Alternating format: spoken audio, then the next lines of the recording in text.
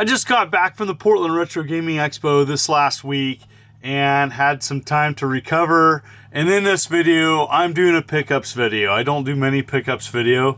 I'm kind of selective on what I acquire now due to space. But in this video, I thought I'd share with you what I picked up at the show. So sit back, relax. Here we go. Huge thank you to Jesse and Julie, good friends of mine, and this is Graveyard Dude. The programmer was there offering this, and only 20 carts were available at PRGE. I missed this, and thanks to my friends, they were able to pick it up for me. Huge thank you. And this is kind of a cross between kind of like a Ghouls and Ghosts looking game with Zelda Overworld, but it plays like Sokoban. So I really enjoyed this. There's 33 different puzzles. Some of them are very clever. I really enjoyed what I've played so far. Capturing footage through an AVS, and this is just a wonderful homebrew game for the NES, and just love seeing these projects being made. Support them when I can, and definitely was happy getting this. Next up was a homebrew Cleopatras Curse for both the TurboGrafx Super CD as well as Sega Genesis.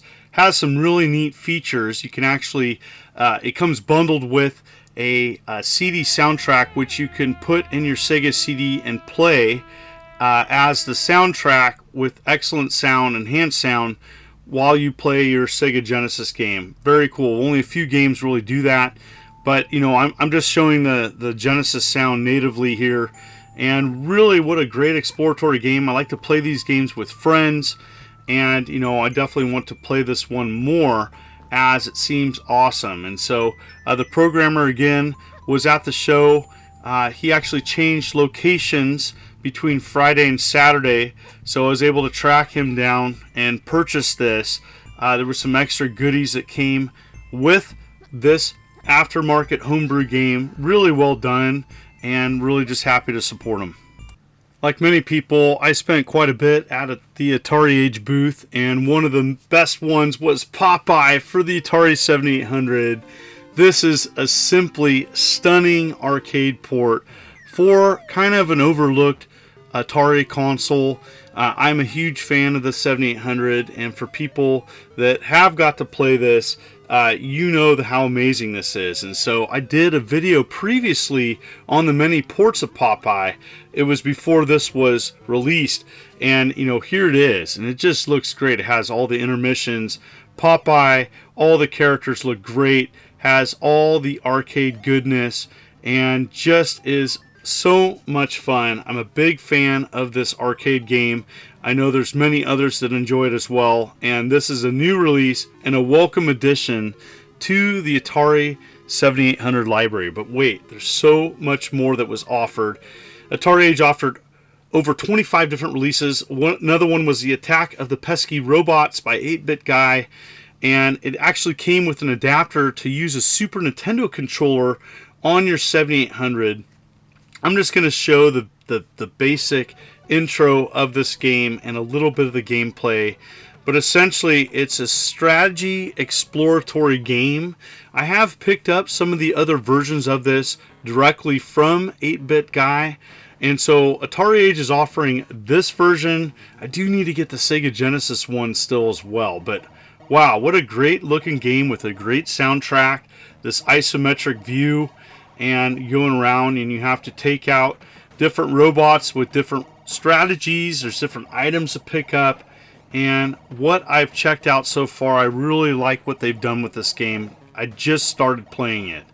Next up, PacMan Plus, one of my favorite programmers for the Atari 7800, did the PacMan Collection 40th Anniversary Edition. It does offer the option to use, if you have a modded 7800, to use the Yamaha sound chip. Wow, this takes that PacMan collection and it bumps it up a notch. So many different ways of playing Pac-Man and Ms. Pac-Man games, and so much more. It was just a great collection, and perfect timing, you know, as PRGE was celebrating and honoring the 40th anniversary of Ms. Pac-Man, as well as many Pac-Man games. My Pac-Man games collection was there. I did a video on that as well. and just so much fun. Also, Carl from Songbird Productions was offering Microvaders Preview Edition. There was only 50 carts available. So amazing. I'm actually capturing this footage on a Lynx, and it was really neat to successfully do this and show just how amazing this game is. You know, it's just taking, you know, those nods from other classic arcade games and making it a wonderful Lynx experience. Just can't tell you how awesome this release is going to be. This is the preview edition. You can go to Songbird Productions and see the many other products that they offer, including Jaguar and Evercade games, and a whole lot more. The next one was a total surprise and was E.T. done by the Intellivision Revolution for the Intellivision, and it fixes many of the issues that the Atari 2600 version has had. And wow, I was pretty shocked with playing this. Picked it up as I was curious how well it played, and it looks and plays great. You know, the 2600 version had an issue which you were stuck typically falling in pits and it was hard getting out. This one addresses that, making it a much easier gaming experience. It looks great.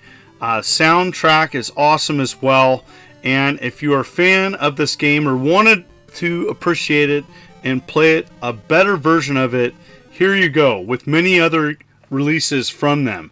Adventure 2 was an 8-bit game that I wanted to pick up for a long time. Atari Age had complete in box copies at their booth with many other games, and this is a stunning release for the 8-bit. It's also offered on the Atari 5200.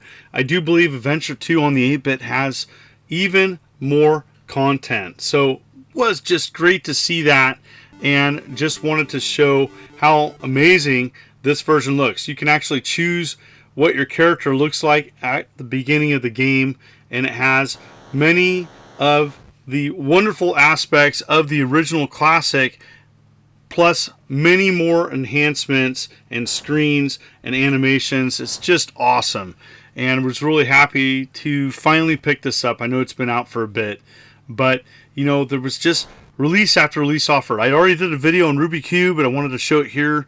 I did purchase it. This was a 2600 game.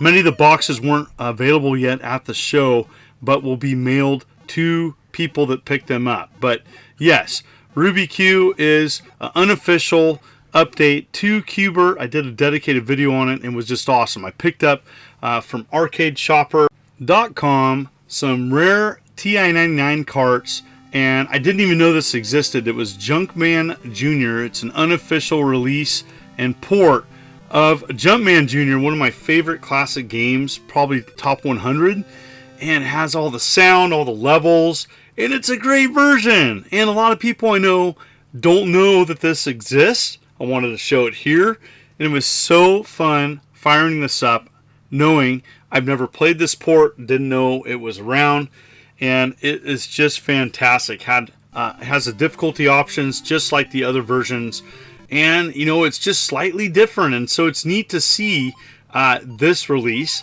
came out in '87. That's late, and I just really was enjoying playing it. It has great animation and music, and has all the the death scenes from the classic. Oh my goodness, so happy to pick this up, and it was a wonderful pickup at the show, as I like some of these obscure TI-99 carts.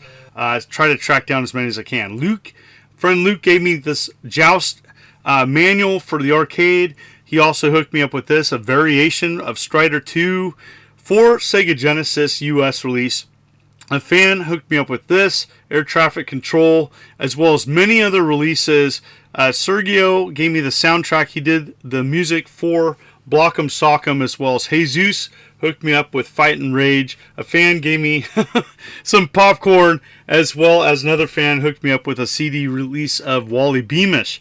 Thank you, Jesus, for the Horizon Chase promo stuff, and want to say thank you to everybody that came up to my booth. It was so great to see many old friends and new friends and fans. If you came up to my booth and said hi, thank you so much. If you weren't able to make it, that's why I share this video, to see what types of games are available at these expos, and many of these will be available to purchase online eventually. I want to thank everybody for the ongoing support. If you like what you see, I do 3 videos a week, and you may want to consider hitting that like and subscribe button and clicking the bell, as I'm doing content all the time from Atari to Xbox. And I really took some time to do this video, took many different consoles and captured it on original hardware when I could. I want to thank everybody for viewing this video. I had a lot of fun putting this one together. You folks are wonderful and beautiful. Let's keep it positive. This is the Immortal John Hancock, and you have a good day.